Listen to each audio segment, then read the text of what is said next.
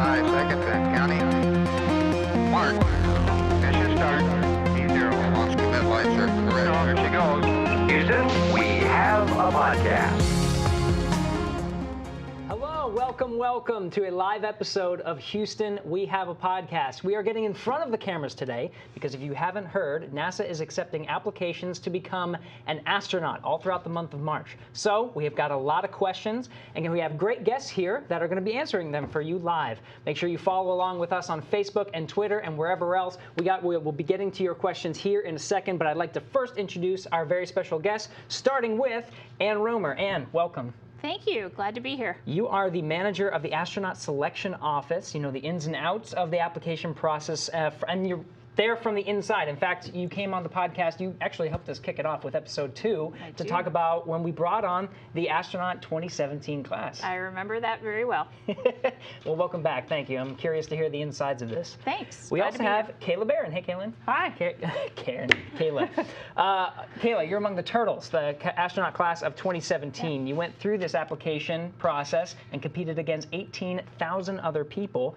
And you're here, and as part of the Turtles. You have a bachelor's in systems engineering from the U.S. Naval Academy and a master's in nuclear engineering from Cambridge. You're a Marine warfare officer, and you just graduated 2 months ago. Congratulations. Thank you. How's life been after graduation? It's been awesome. We've been really busy doing lots of different jobs now that we've graduated, still in training as well. But it's been a lot of fun to contribute to the office in a different way. Wonderful. Okay, well, I have a lot of questions, but we also are going to be taking questions live from you, from the viewer, and we have Jennifer Hernandez standing by. Hey, Jennifer. Hey there, Gary. Hey, Kayla. Hey, Ann. Jennifer works with us in our public affairs office. She's also a fellow Penn Stater. We are. Penn State. Thank you. You're welcome. We're going to be taking questions live. The Ohioan's rolling her eyes. Well, the fellow Penn Stater is going to be taking questions. I don't know about that. Yeah, we'll see. No. From the web. Jennifer, do we have any questions to start us off? We sure do. We have one from Twitter, from Celery. What do you have to do to stand out from all the other applicants? Oh, that's a good question. I think that question's to me. Yeah. Yeah, no, I'm just teasing. Right, so we are looking for a lot of information on the resume that folks fill out. So I would start by saying, right, we want people to be very detailed as they describe their work experience and other experiences. We also give applicants an opportunity to describe hobbies and interests that they have. And we encourage applicants to put as much information there as possible as well. When you're reviewing 18,000 applications, sometimes it's the weird stuff that stands out, honestly, an interesting hobby or an interesting project at work that, right, an applicant may think, oh, that's just what I do. And so really we're looking for them to give us as much information as possible. Okay. So that's a starting point. That's a starting point for standing out. Let's get into the details of what you need just in the first place, right? Okay. So let's start from the very minimum requirements. What are you looking for as a minimum requirement to become a NASA astronaut? The minimum requirements are pretty straightforward, Gary. We require a master's degree, and that's actually something that's new this year. We have always stated in our application process that advanced degrees are preferred. This is just trying to be a little bit more overt in what we're looking for, and that the majority of astronauts hired have had a master's degree or beyond, or test pilot school. They also, beyond the degree, have to have at least 2 years of professional experience. And then being a U.S. government agency, we also require U.S. citizenship. Very important. Yep. Okay, so master's degree, I guess you had to deal with the 18,000 applications last time, right? But it turns out, I guess this 2017 class had a lot of masters anyway. Is it sort of just narrowing in on what you already know that you're looking for? Yeah, okay. And right, the announcement, I encourage applicants to review the announcement online. It's got a lot of specifics that can count towards, right, if they're in a PhD program and have a certain number of hours, that can count towards a master's degree, et cetera. So read the announcement. It's got all the information that folks need to know whether they're qualified or not. Now, this might be a stupid question, but STEM, Now, you know, we always talk about STEM, science, technology, engineering, math. Why science, technology, engineering, math? I'm a marketing major. I want to go to space. Why can't I go? I've heard that from a lot of people lately. Right, the core component of what we're asking folks to do and to train, and Kayla can probably speak to this as well, right, there's a technological component of that. And so a lot of the jobs at NASA require that STEM background. So. Okay, yeah, it's ultimately. It's important. Well, how has it helped you, Kayla, with just some of your astronaut candidate training, having that STEM background? How has it helped you in just the first few years of training? That's a really good question. I think in our training, we're really generalists. We're asked to understand and be able to operate in a lot of different contexts, whether that's learning how to operate systems on the space station or fly a T-38 or even work in mission control. And so I think having a STEM background of some kind helps give you sort of the baseline skills you need to understand those things, because a lot gets thrown at you really fast. So having a foundation in that, even though people come from a lot of different areas, whether that's geology, microbiology, engineering, aviation, different parts of the military, medicine, it kind of gives you a starting point to approach a lot of those problems. Yeah, that's huge, because you have to train on so many different areas, right? So having a baseline to be able to tackle all of these different problems, STEM is probably one of the best ways to do that. Very interesting. So you talked about related experiences, Anne. So Yes. I'm assuming it has to deal with the related experience of what you have a degree in. Yeah, right. And Okay. there's some flexibility. For example, though, right, finishing your degree and your master's degree and going and working as a ski instructor, although fun and wonderful, we wouldn't count that towards the 2-year professional experience. So it would need to be in a discipline, ideally equated with the degree. We see, right, some of the more general physics is an example. You can get a degree in physics and do a lot of different things. So we're looking for that technology experience, that technological experience beyond the degree. Beyond the degree. Okay, now what if you're a pilot? Is there a little bit different scenario there? Pilots, you know, and it's interesting, we still use, and Kayla, I'm sure we'll talk about this as well, we still use the T-38 as a training vehicle, and so we do still have pilot astronauts in the astronaut office. If applying as a pilot, folks need to have a minimum of 1,000 hours of pilot in command hours in a high-performance jet aircraft. Okay, and Kayla, I'm guessing, now you were not a pilot, you have various engineering degrees, but you're training in the T-38 anyway. Yeah, so our class has a number of pilots, but also a number of people from different backgrounds. My background is in the submarine force in the Navy. So after graduating from my master's program, I went through the Navy's nuclear power training and then worked in a very operational context aboard submarines deploying in the Pacific. So that was kind of applying engineering. That's how I got my years of professional experience that Anne is talking about. But when we come here, even if you're not a pilot, you learn how to fly. So we train to fly in the back seat of the T-38, originally in a role kind of doing communications and navigation, but once we get qualified, we also help fly the jet too. So we use it as an opportunity to train with other crewmates, other astronauts, to learn how to communicate when you're in a high-risk environment, operating real machinery, make decisions when things aren't going according to plan, and things like that. See, I feel like this communication aspect has got to be a big part of being an astronaut, because what we're talking about now is when we're talking about this new class of astronauts, and we can actually bring up the application here in a second, but we're talking about this Artemis generation. You're talking about people who are going to be going to different planets and have to live together for a long period of time. They have to coexist. So getting along with your crewmates has got to be pretty important. Do you find that in the Turtles, or do you guys get along with each other? Yeah, we get along really great. I think graduation was really fun for us as a group because it was just a huge accomplishment for us as a team. Yeah. I mean, you get here and you start training and a lot is being asked of you, and most of our evaluations are really about our individual skills and performance. You're kind of in the hot seat alone, but we chose to approach our training as a team and wanted everybody to get to the finish line together. And that made a huge difference for us because everybody had something that they were really naturally good at, and everyone also on the other side had something that was harder for them than they might have expected. And so having the support of your peers made all of the difference in the world. And we also do specific training geared towards getting to know each other and become good teammates. We do things like we went on a backpacking course with Knowles in the Canyonlands in Utah. That was really fun. We also incorporate that kind of training whenever we're doing other kinds of training as well. So we get that kind of training in the neutral buoyancy lab when you're working with a teammate, practicing spacewalk skills, or things like our geology training where we go out in the field and try to learn about the geology of our planet so that we can apply that in future exploration. But a lot of that is about working as a team, doing that in a group and taking advantage of everybody's skill sets to accomplish a mission.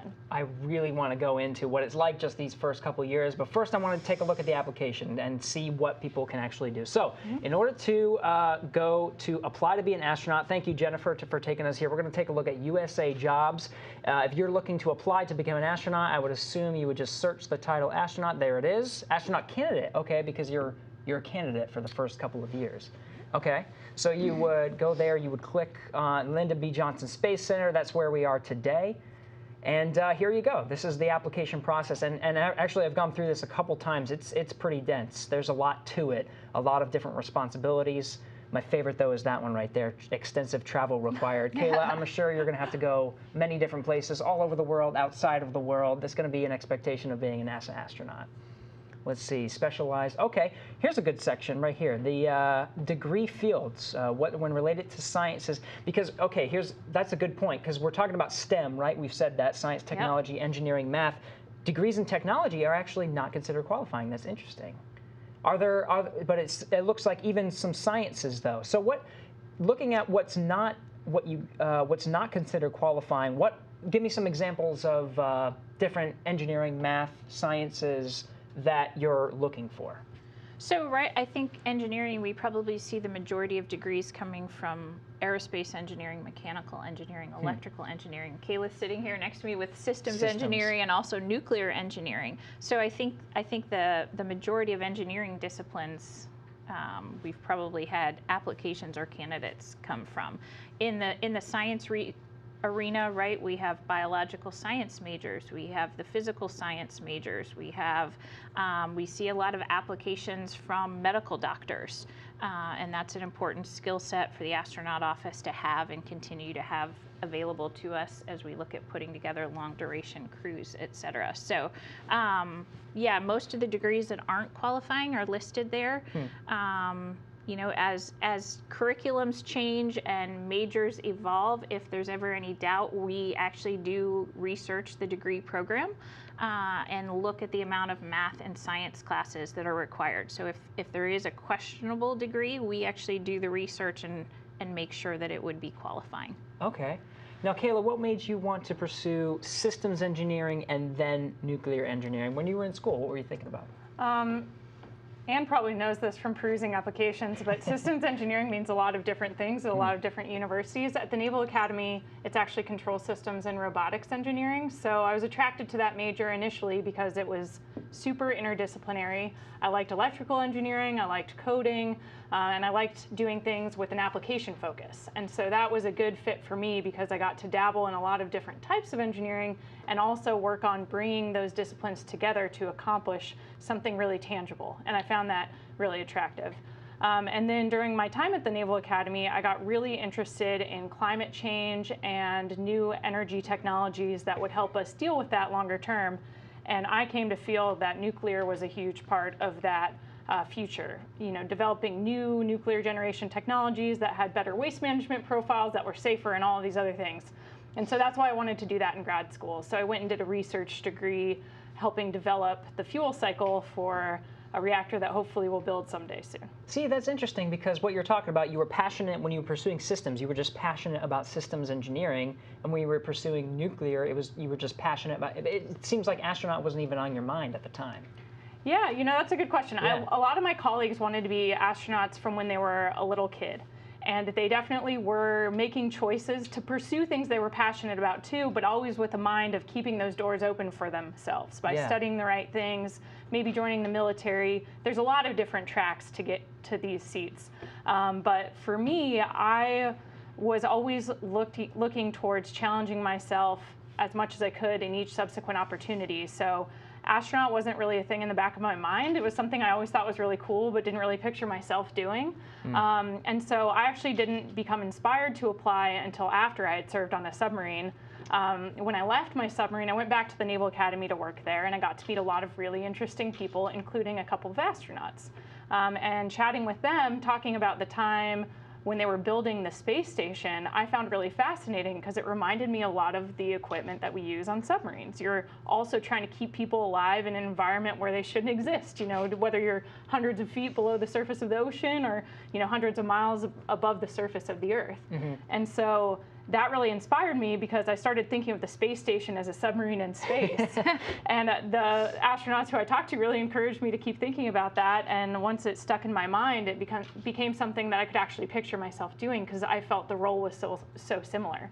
And so for me, it was just always about pursuing things I was passionate about, and that would be challenging because if I was doing something I liked, even if it was hard, I was going to enjoy it and get the most out of it and find it the most fulfilling. So I think something you see around our office and especially in our class is everybody who was hired was doing something that they really loved. You know, that they obviously got their dream job by getting the call to come and be an astronaut, and they would never trade that for anything. But we all, in some ways, really miss what we were doing before because we were pursuing things we were passionate about. And so I think that's a common thread you see across the astronaut office. And I think that's right. Kayla hits upon a point. I think that's one of the best pieces of advice we can give folks, and even especially young folks who may still be aspiring to pursue a STEM degree, et cetera, is pursue something that you're passionate about and that you enjoy.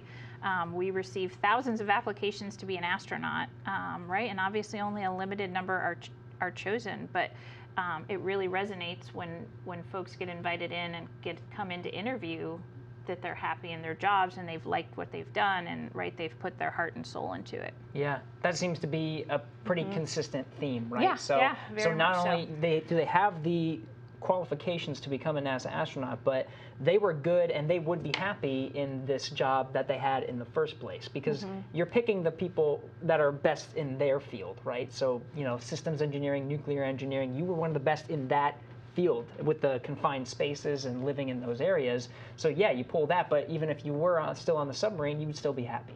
Yeah, absolutely. And I think we get questions about that a lot. I mean, people say, should I major in aerospace engineering or mechanical engineering? And you're like, which one do you like? A lot of times college students ask me, should I take Russian? I'm like, do you want to learn Russian? Or, you know, they're just trying to see, like, do I need to be checking these boxes? And it's like Anne was saying, you do have to choose certain fields, but there's a broad range of things you can do. And you just look at our class as an example. We have everything from, you know, emergency medicine physicians to Mars geologists to microbiologists that study cave slime and a bunch of different military roles too. So there's a lot of different paths to get to be a competitive applicant for the astronaut office. Now, of course, we're talking about degrees. I think we have a really good question about just physical fitness from the web. Jennifer, do we have a question about physical fitness? Yeah, we sure do. We have one from Twitter from Marie. Okay. Are there particular exercises or fitness regimes a person ought to do if they wish to apply to be an astronaut in the future? Okay, so I guess just, about fitness. Kayla, do you have any recommendations on just exercises or fitness? You know, it's really interesting. In our office, there are people who are passionate about a whole range of different fitness approaches, whether they like to run or do triathlons or participate more in team sports. Everybody has sort of their own thing they're passionate about doing and have fun doing. And it's important to be fit, of course, and healthy because flying in space puts a lot of stress on your body. But there's no particular aspect I think that you have to do. I think investing in your own fitness and health is super important, but you can do that a lot of different ways. Okay, yeah, so it's just, once again, here's that same theme, finding something you're passionate about, whether it's cycling, whether it's swimming, whether it's weightlifting, finding that thing and just having that be a habit for you to maintain that fitness consistently throughout your time as an astronaut. Yeah, and we actually have trainers here at NASA who specialize in advising us both when we're in space, but also preparing to go to space and then recovering when we get home. And that's what they encourage. They say, what do you like to do? What are you going to do consistently? Because that's way better than us prescribing, a very specific regimen that you're not going to stick to. Yeah. Now, obviously, when you are on the space station, for example, there's only specific equipment, so you have fewer options. Can't go swimming, yeah. But that being said, they believe that you can prepare in a lot of different ways. Okay, so let's talk about just coming in, right? We talked about the application process. We've talked about the minimum applications. Kayla, let's talk about that first time where you got the call that says, "Hey, we're ready for you to come in. We're ready for you to come in and keep interviewing." What was that like? Those first rounds of interviews. You know, every time. The best experience of your life, right? Every Right time answer. I got a call, whether it was from Anne letting me know I was invited for an interview or the final call letting me know I was selected, I kind of always was like, are you sure you had the right number? You know, it's like very Double checked. Yeah, the whole process is very exciting, but also very intimidating. You know, there are a lot of impressive people that apply, and the selection panel is made up of really impressive people here at NASA, both in and out of the astronaut office. And for me, especially because it was such a new thing, and I didn't really, you know, chart my course specifically after that, I was always just amazed that they were still interested in meeting and talking to me more. So I feel really grateful to be here, and every time they called me, I was really grateful that they were giving me, you know, a shot at it, for sure. So beyond your expertise in your field, and it seems like humility is one of those qualities that's actually a nice thing to have in an astronaut. Yeah, right, it is, certainly. I think there are a lot of qualities that go in, right? We're looking for good humans is kind of the phrase I've been using, right? Good at communicating, good at interpersonal skills and interacting with others, leadership, but also knowing how to follow, right? A lot of what an astronaut does on orbit is follow directions down to, you know, dotting the T's or dotting the I's and crossing the T's. And so we're looking for a lot of those intangible qualities about people. I think having sat on the board a couple of times, right, and a lot of the astronauts are sitting around that table, you know, looking at you thinking, would I want to fly in space with Kayla? or am I getting vibes that, right, she'd drive me crazy. So I mean, I think that's really can't be understated, the importance of that when it comes down to the interview phase. A huge question is, would I want to fly with this person? Not is this person capable of flying? Right. Would I want to fly with this person? I mean, we don't get really any applications from past people coming in with astronaut-like experience. As Kayla mentioned, we do a lot of the training for what they need to be an astronaut. So a lot of the intangible skills and competencies are equally important. Kayla, tell me about the call. When you find out you're going through this interview process, you're saying, do I even deserve to be here? But you got selected. Tell me about the call. So for me, I was serving at the Naval Academy for a couple years, kind of between tours on submarines. I was expecting to go back to a submarine to be an engineer and, you know, deploy a bunch more times, and that's kind of what I thought I would end up doing. But at the time, I was working at the Naval Academy for the superintendent, the admiral that runs that institution.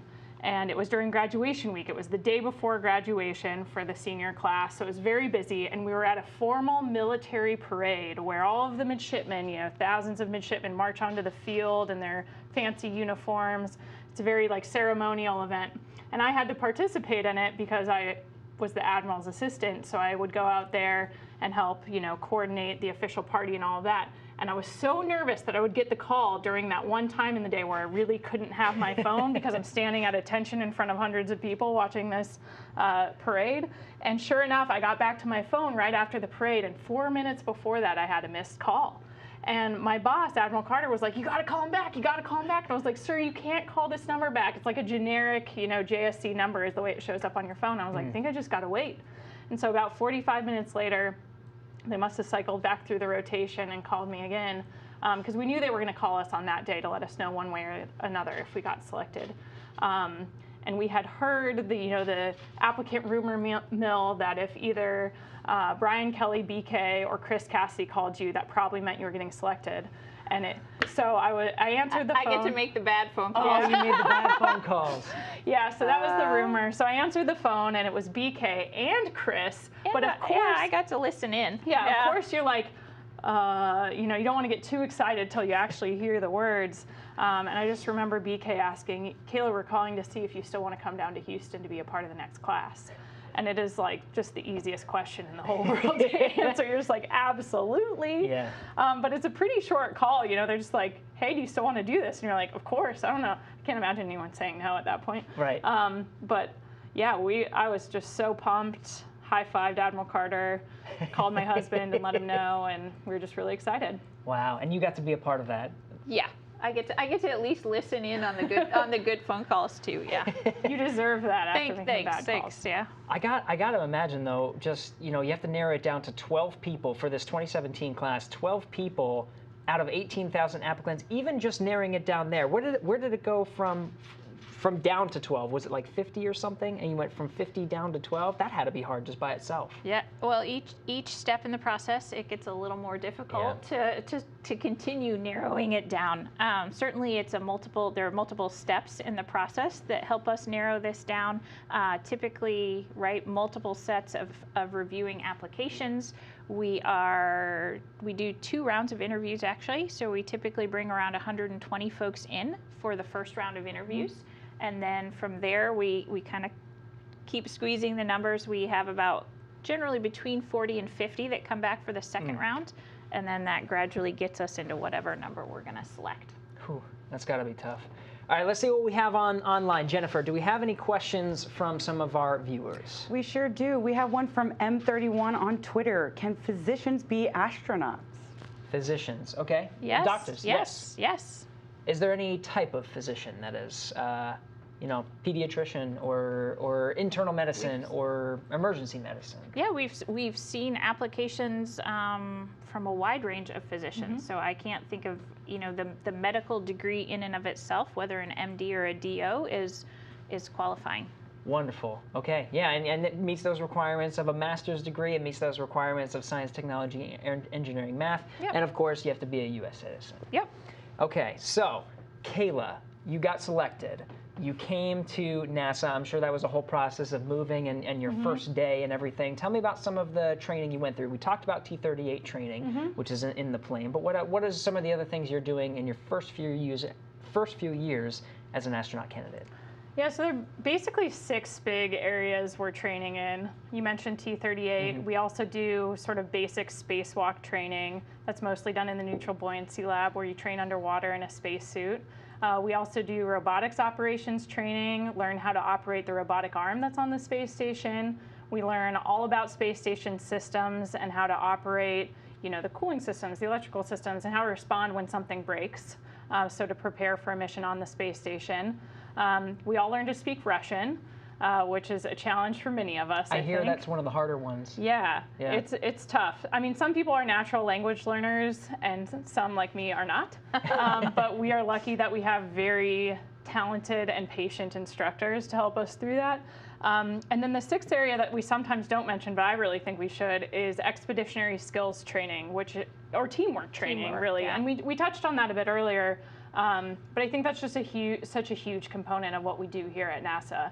You know, you can be technically qualified in a lot of ways, but if you're not able to work effectively with people from different backgrounds, if you're not able to, you know, address and move on from conflict, if you're not able to figure out how to bring out the best in yourself and others to really be a high-functioning team, then we're really doing a disservice to, you know, the whole country and world, you know, being one of these, getting this huge opportunity to work off the planet. I think we owe it to everyone to be our best selves and work as a team to accomplish the mission. Now, I'm sure that takes quite a long time. Let's see if we have any questions about training online. Jennifer, do we have any questions? Yeah, speaking of training, we have Anna from Twitter. How long does the training process take? Okay, yeah, how long? Our initial training is about 2 years. Okay. And then that's where we accomplish our exams in all of the areas I just talked about and qualify to become astronauts. So when you graduate, you go from being an astronaut candidate to an astronaut. and being eligible for a mission assignment. But really, you keep training your entire time, because there's a long time between your, getting hired in your first mission, but also between your missions. And so we are constantly continuing to train in all of the areas I talked about, so that when you are assigned to a specific mission, you're ready to go and do more advanced training with your actual crewmates to get ready to fly.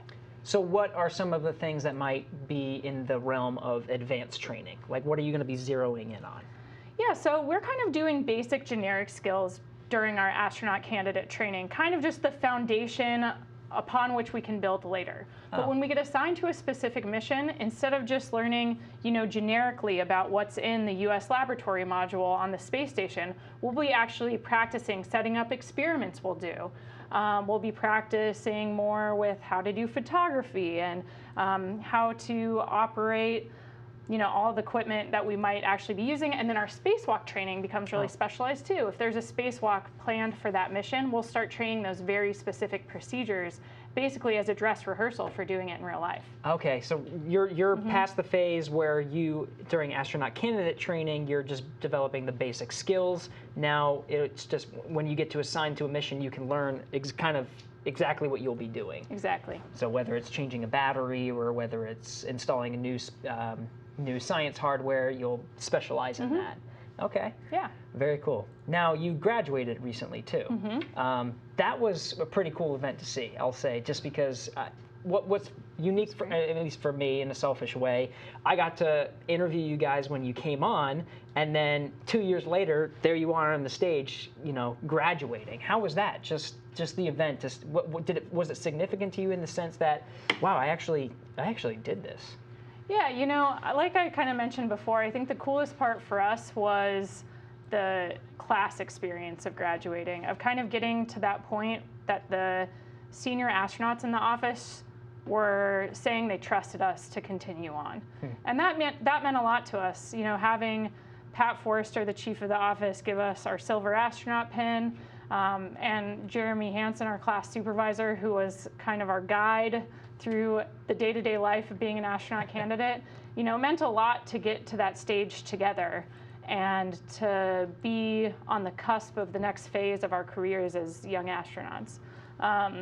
So it was a big deal in that sense, and it was also a really cool opportunity really to acknowledge and thank the people who selected us, the people who supported us in training, our instructors, our mentors, and of course our families. Without their support, we wouldn't have the opportunity to come here and do this amazing thing. So I think for us, it was a team success and also a chance to acknowledge the people who built us up to get there in the first place. Wonderful. It must have been cool for you too, Anne, to see, because you selected them and there they were on the stage. I was very proud. Yeah. It was a proud moment, and I was grateful to be in the audience. Very cool. Now, I'm sure you're reflecting at this time of graduation on some of the training and just what you had to go through. You talked about this diverse set of experiences, and you got to do it with some of your crewmates. You even told stories on the stage of just your time together. Do you have a memorable moment from those 2 years? Maybe during one of the geology trips, or maybe a particular time during one of the spacewalks? Or the NBL, the neutral buoyancy testing? There's almost too many to count. It's such a wonderful group to be a part of. I feel so lucky that I get to come to work every day and work with my colleagues in my class, in the astronaut office, and then in the larger NASA community. Everyone is here because they're really passionate about it. People choose to work here at Johnson Space Center. People choose to dedicate their lives to human space exploration. And it's just always such a supportive and exciting team to be a part of.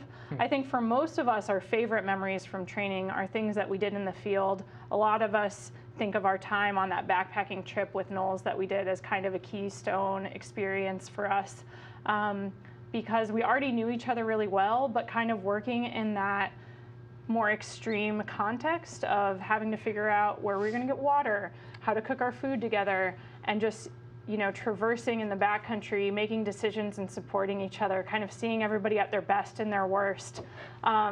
Hopefully Johnny would think it's okay for me to tell this story, but one of my favorite moments from that trip, so there's not much water in that part of Utah. A lot of times you're kind of scooping it out of these little potholes in the rock, just that like an inch thick of water, trying to fill your various vessels for the day. So it was kind of hard to get water sometimes. But one night, it started just this torrential downpour of rain. And it was cold, and we're all huddled sort of under this overhang trying to stay dry. And Johnny's tromping around in the puddles. He's wearing this big camouflage poncho. And I just remember looking up at him, and my headlamp was shining on him. It was dark. And he was using his poncho as a funnel to shoot rainwater into all the water bottles and pots and pans. And he just looked up at me with this really excited look on his face and said, "Kayla, look at all this free water." And it made me laugh so hard, because it's just like, it's in those moments where people are cold and tired and, maybe a little bit bummed out, and seeing one of your peers, your teammates, like literally the glass is half full for him. He's just like, look at all this free water. And you can think like, oh, it's cold, terrible rain. But for him, he was choosing to see it from a different perspective. And that's the kind of teammate you really want in those hard moments, because all of a sudden everyone's laughing, everyone's morale is boosted. And that's just Johnny being Johnny. Johnny being himself and being willing to share himself with us really brought the team out of, a tough moment. And so it's things like that you just always think about. Yeah, you can say, oh, you need these team skills all you want, but it's stories that really lock it in. Just like when things are really down, being able to rely on each other, and knowing each other's strengths, weaknesses, ups, downs, knowing what everyone's going through. That's critical to the success of a mission, because it's just you. Story. That's a wonderful story. Yeah, so this is what you're talking about when you talk about your interpersonal skills. I'm sure that's a big part of the interview process just by itself, is just how, not only who they are and understanding their background, but how they're interacting with each other. Yeah, we get asked a lot, right? Yeah. What advice can you give somebody who's been invited to do an interview? And again, the advice comes to just be yourself, right? And you're not trying to kind of fake your way through the interview process being someone you're not. We're really looking for people who are genuine and real. So if having interviewed Johnny, that story doesn't really surprise me. That's exactly what I would have expected from him. Yeah, I remember coming down for my first interview, and we came down in groups of 10 for our class. And meeting all of the other candidates, I was just so blown away by how talented and wonderful all of them were. And it's hard not to feel a little bit of imposter syndrome, you're like, what am I doing here? Like, what did they really see in me? And kind of wondering, when I go into that interview room and sit at the end of this long table with all of these astronauts and senior NASA officials, like, what are they looking for? What do they want from me? And I remember going into my interview, for some reason, the last thing I thought before I walked in the door was I said, don't make any jokes. Because I was so worried I was going to say something sarcastic or whatever, show my sense of humor, and it wouldn't be received the right way because they didn't know me very well. And I sat down and we were talking, and it didn't take long before Tonto, Reed Weissman, made some sort of joke at me, and just instinctually, that's just how you interact. He's a naval officer too. That's just how you interact. You kind of talk trash to each other. You dished it back. I dished it right back at him, and there was this moment of silence, and I was like, oh no, that was the one thing you weren't supposed to do. But then Kjell Lindgren started laughing. Everyone started laughing, and it just relaxed me, and I just went, in that moment, really quick, I was just like, I'm just going to be myself. And if that's what they're looking for, awesome, I'll feel authentic in doing it. And if not, they probably know that too, so that's okay. Right. Yeah. And so that moment really helps me just be like, be a human, be myself, show who you are. Human. And that'll carry the day or it won't. And so that sort of healthy fatalism of just be yourself, be honest about who you are, I think goes a long way. Yeah, because when you're thinking about it, can these people work together, there's that level of authenticity that you're looking for. Because you're not looking for this facade whenever you're selecting an astronaut. You want to know the true person, because ultimately, to that story you just told with Johnny Kim, it's going to be relying on that person. So you want to know that person and who they really are, not just the facade of who they are. Yep. Let's see if there's another question.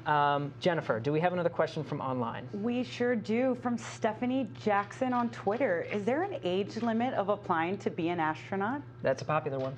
There is not an age limit, and that includes a floor and a ceiling. There are no limits. Folks need to meet the minimum requirements. The requirement comes in as we get down to the final group. Candidates have to be able to pass NASA's long-duration spaceflight physical, and provided they can do that, that's all good. That's the core. That's the Yep. core of it. Not an Yep. age, but just the skill set and Correct. the ability. Correct. Yeah, I understand. Now, Kayla, you talked about this camaraderie. That makes me think of just your class name, the Turtles. Why are you called the Turtles? Did you name that together as a group? No, there is a long tradition of the class just above you gives you your class nickname. So for us, the 2013 class, the 8 Balls, were in charge of giving us our nickname. And it's kind of, I think, comes a bit from aviation call sign or nickname tradition, where there's always more than one meaning. But the inspiration for the name actually came from the vice president's speech that he gave at our announcement. He was talking about how, our families and friends had supported us in order to be there on that stage that day. And he used a metaphor that if you see a box turtle on a fence post, it didn't get there on its own. And so that was the original genesis of the question, or of the call sign, the nickname. Because you guys didn't get there on your own. It was the support of everyone around you that helped you to get you to that point. Yeah. Very cool. And a lot of times the names have always been things that don't fly, correct? Yeah, Historically, turtles don't fly. turtles they're don't slow, fly, they're sometimes slow. they need to get back in their shell, Yeah. etc. Okay, so there's Always a double meaning. There's always a double meaning. That's hilarious. Now, let's zoom in on this class that you're looking for, Anne, because we're talking about this next class, right? I love the stories of the 2017 class. Yeah. It keeps getting referred to as the Artemis generation. Let's just start there. What does that mean? What are we looking for? So I'm optimistic that most people know that we're trying to go back to the moon by 2024. And certainly to us, that's just the next stopping point. I hope we're on our way to Mars beyond that. I think that's the long-term goal.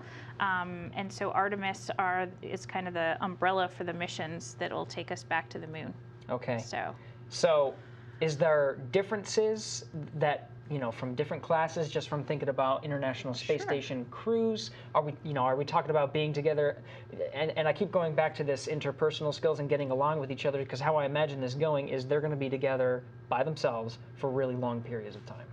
eventually, yeah. So, surprisingly, what we've looked for, whether looking back through the shuttle selection era, through International Space Station onto the moon and hopefully onto Mars, the skill set that we've looked for really hasn't changed that much, right? The intangible skills have remained pretty consistent, right? And we've hit upon one of them extensively today, which is being a good teammate and understanding really what that means. Sometimes it may mean leading the team. Sometimes it may mean being a follower on the team, et cetera.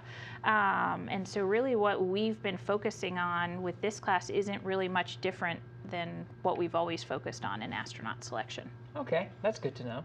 I want to zoom in on the technical aspect, because I do keep going back to this theme of team aspect, because I find it really fascinating. But just having a systems engineering background, having a nuclear engineering background, I want to understand better just the application, maybe that you found in your training, just taking your classes and going through the brutal courses of what it takes to become a systems engineer bachelor's and then a nuclear engineer master's.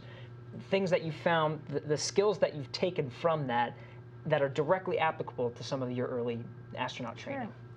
For me, I think my formal education in engineering really taught me how to think critically about tough problems, how to come up with ideas and test them, and how to take in a lot of data and parse out from that useful information upon which I could make a decision. But I think for me, I'm constantly leaning on my experience in the Navy, which of course my education informed as well.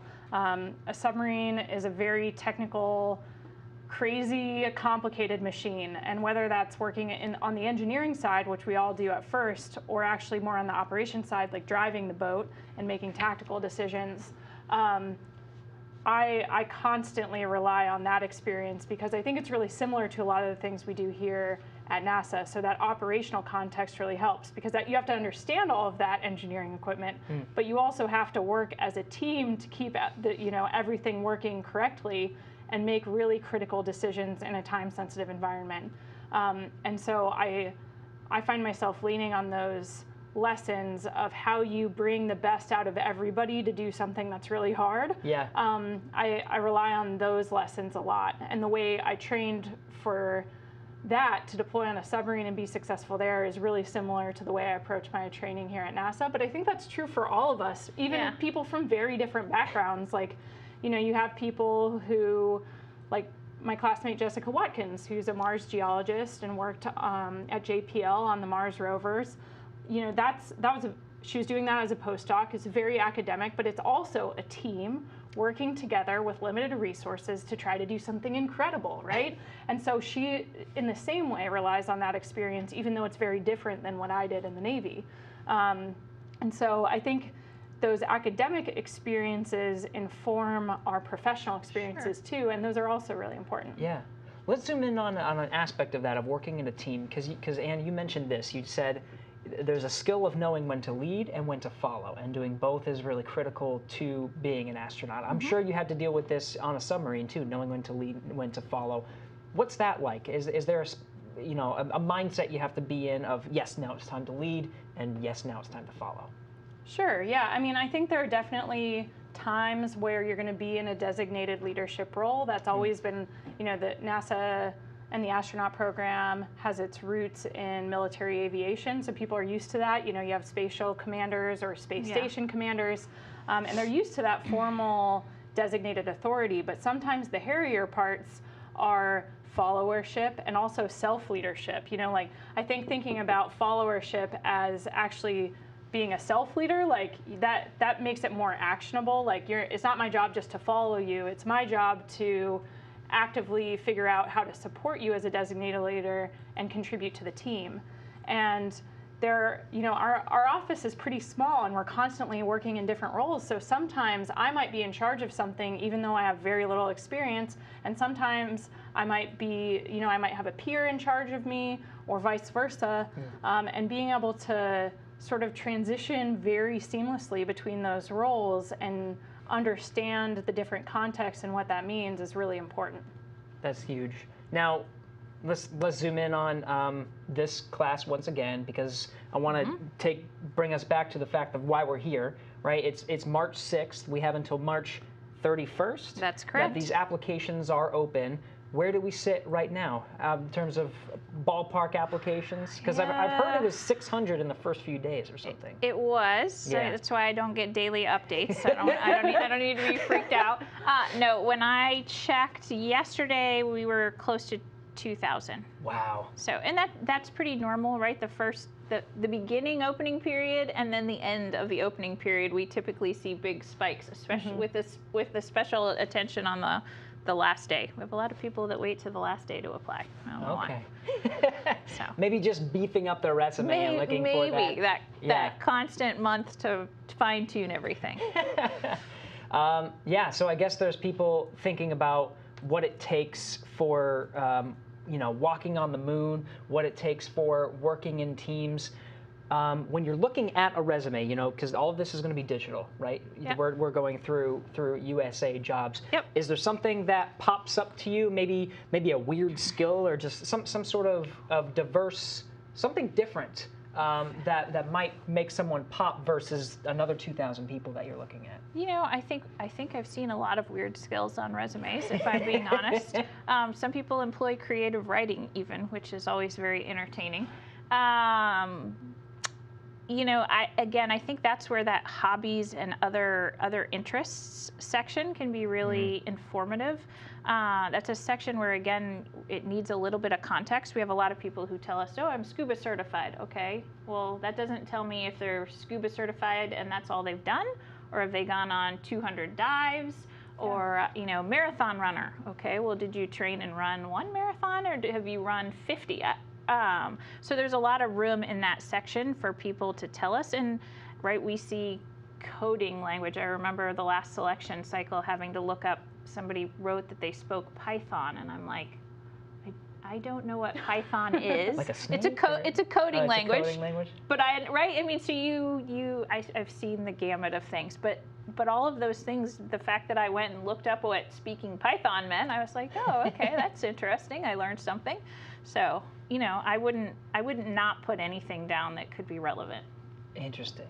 All right, let's see if we have a case study online. Jennifer, do we have a question from some of our Sure do. listeners? Speaking of, the gamut of skills and backgrounds, we have one from Diesel from Twitter. Is NASA accepting pilot applications from pilots who have not graduated from TPS? Is weapons school graduation and test flight experience a suitable alternative? Sure. So I would, I'd encourage folks to read the application. But so I'm going off memory here. We added test pilot school as a way for pilots and others to demonstrate that they have a master's degree, right? Because basically that's extra schooling in the math and science arena. For our pilots, they are not required to have gone to test pilot school. However, they would still have to have the master's degree, though, the advanced master's degree in a technical field. So I'd encourage folks that are interested or considering whether test pilot school works or doesn't work to very specifically read that section of the announcement. Yeah. Okay. So definitely get the details from there are a few little nuances there. Well, Kayla, what did you do to make yourself stand out in terms of, was it maybe just your skills, or did you have that weird thing? I can answer that. I have no idea. I remember. There you go. Right. I mean, if I recall Kayla's application being one of the first 3, I think, women in the submarine force. Is that correct? To kind of. So I was in the first year First group. couple, that Yeah, women and there were weren't that accepted in many. the submarine force. Yeah, and on my submarine there were like between 3 and 5 of us at a time. Yeah. But yeah, it was still pretty new when I was there. It was very new, right? And that stood out. And then I think also the direct correlation that Kayla already spoke to with the environment of living and working on a submarine translates directly to basically the space station. If Kayla thinks of the space station as a flying sub, I love that. I'm going to use that. Submarine in space. Submarine in space. I like it. So, I mean, right, those are 2 things right there that I even recall reading Kayla's resume years ago. Well, Anne, what are you in for the next few months, maybe years, for looking at once the application, because they closed on the 31st, your job's not even close to done. No, it's actually just starting. NASA anticipates announcing the next class of astronauts in what I always say the early summer of 2021. I don't know, Houston summer tends to start in March, so I'm already feeling it, yeah. May, June-ish of 2021. But as we talked about earlier, this is a multi-step process. And so there are things that we'll start doing from the day that announcement closes to try and, continually whittle down the numbers and make sure that we're looking at the highly qualified folks and inviting those folks for interviews, et cetera. So, yeah, it's about another year plus in the making. Yeah, it's going to be a long one. Yeah.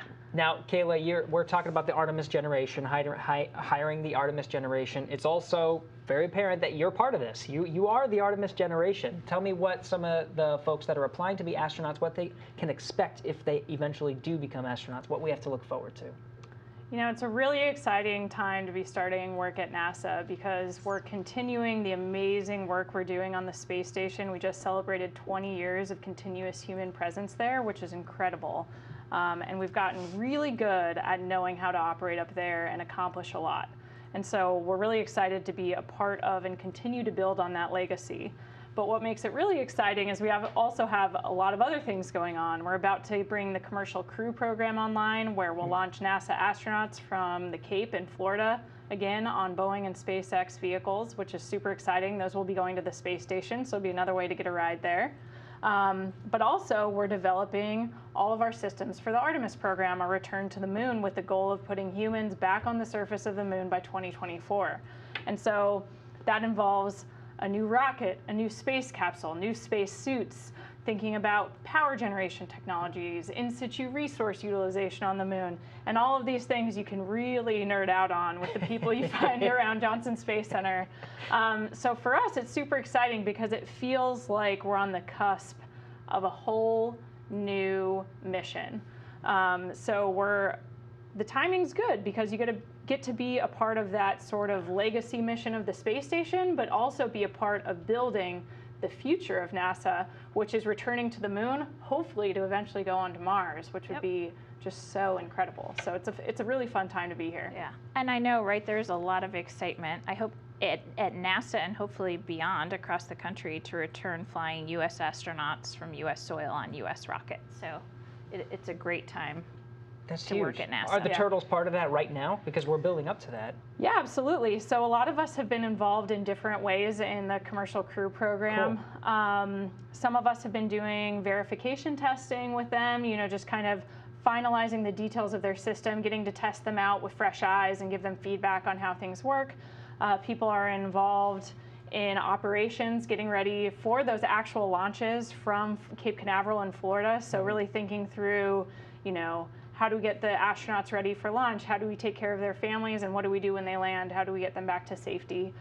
So there's a lot of things that are spinning back up that we haven't really been doing since the space shuttle stopped flying. So it's an exciting time. It's a very exciting time. We have a lot of I guess, new skills to look forward to, right? Let's see if we have one more question from online. Jennifer, can we squeeze in one more? We sure do. Okay. We have one from Drew from Twitter. Will current astronauts be required to do updated training to go to the moon? Okay. Well, I guess maybe, Kayla, you mentioned specialized training. Maybe that'll be part of the specialized training. I don't know if the candidate training will be updated, but... No, well, I think as Kayla mentioned, right, the candidate training kind of focuses on the basic things that every astronaut needs to know, and then there's always mission-specific training beyond that, so... Yeah, I think a lot of the training the new class will do will be pretty similar to what our class did. But as we start to fly to the moon, of course, we'll be doing specific training to include advanced geology training so that we can be ready to do some awesome science when we're up there. We'll modify and expand our spacewalk training so that we can learn how to operate correctly in 1/6 Earth gravity as opposed to the apparent microgravity environment we have on space station now. Lots of different tools, lots of different vehicles. We have to fly a new capsule. We have to fly a lander. All of this new sort of mission-specific equipment, absolutely, we'll be doing some additional training on that. But I think it'll be more part of mission-specific training that you do after you graduate from astronaut candidate training. So if you had to put your name in the hat for one of those specialized training, I know what I would pick. What would you pick? I really love the spacewalk training we do, and I've been helping out a little bit with the next generation spacesuit that we'll wear on the next moonwalk, the Exploration EMU or XEMU. So I'm constantly nerding out and getting excited about those moonwalks. Just yesterday we were over in the rock yard where they have simulated soil environments looking at the first generation of the geology tools we'll be using. And it just gets your head in that mindset of standing on the moon, looking back at Earth, and collecting these samples that'll inform science for decades, if not centuries to come.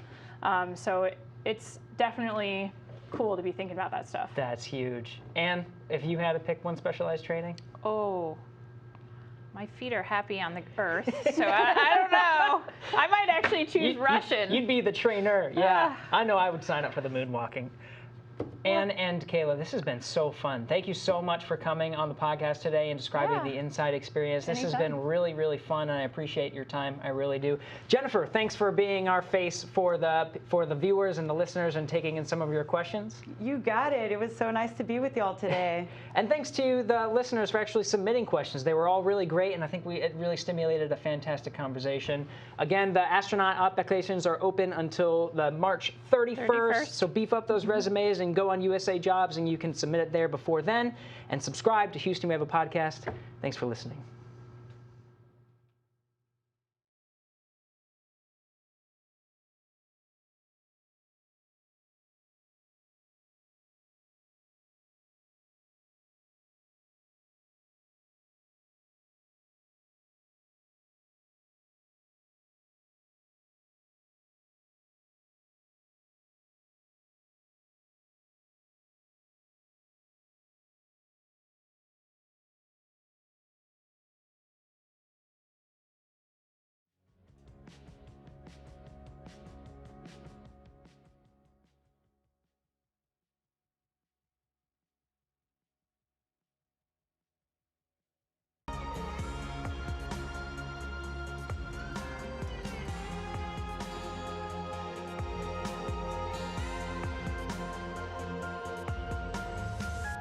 Houston, go ahead. Stop of the space shuttle. Roger, 0G, and I feel fine. Shuttle has cleared the tower. Became a stage for all mankind. It's actually a huge honor to break a record like this. Not because they are easy, but because they are hard. Never Houston, welcome to space.